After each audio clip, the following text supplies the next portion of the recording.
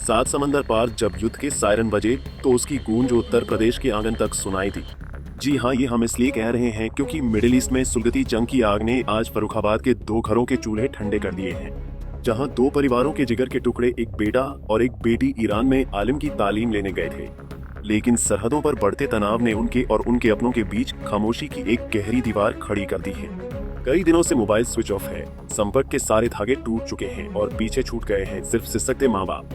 घर की चौखट पर नजरें जमाए बैठी माताओं के हाथों में अब सिर्फ कुरान शरीफ है और लबों पर एक ही इल्तिजा, या अल्लाह मेरे बच्चों को महफूज रखना।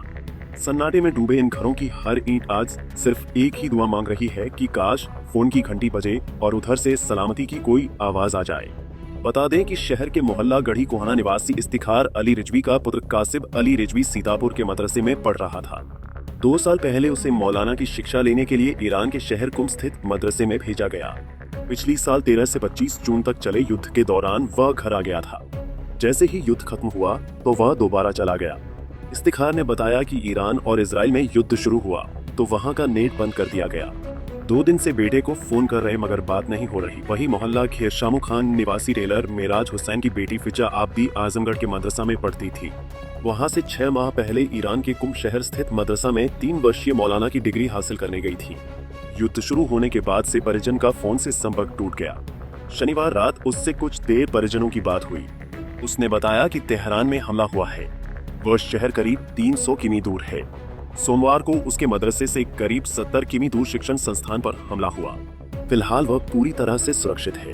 मदरसा प्रबंधन सुरक्षा के प्रबंध किए है। मोबाइल नेटवर्क बंद है।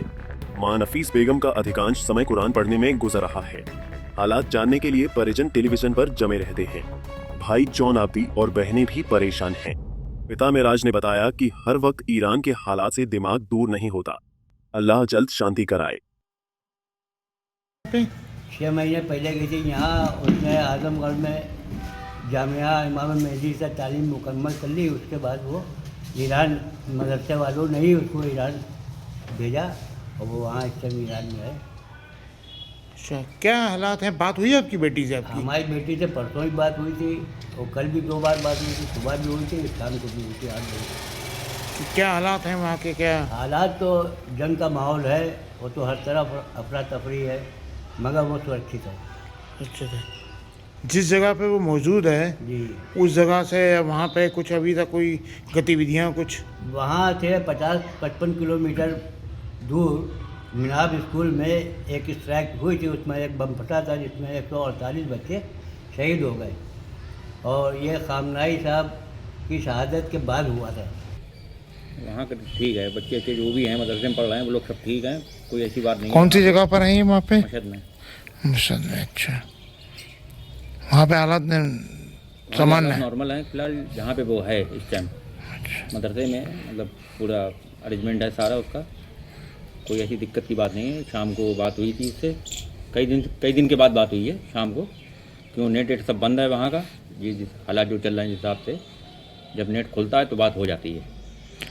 वापस भारत आने को लेके कोई विचार हुआ?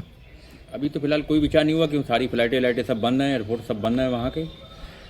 अगर कुछ होता है तो मदरसे वाले खुद भेजेंगे उसको। सरकार से कोई उम्मीद रखते हैं? सरकार से कुल मिलाकर मिडिल ईस्ट की सियासत और सरहदों पर भड़की जंग की लपटों ने फर्रुखाबाद के इन 2 घरों की खुशियों को चिंता में बदल दिया है। मोबाइल नेटवर्क ठप है, खबरों का सहारा सिर्फ टेलीविजन है और उम्मीद का आसरा सिर्फ दुआएं।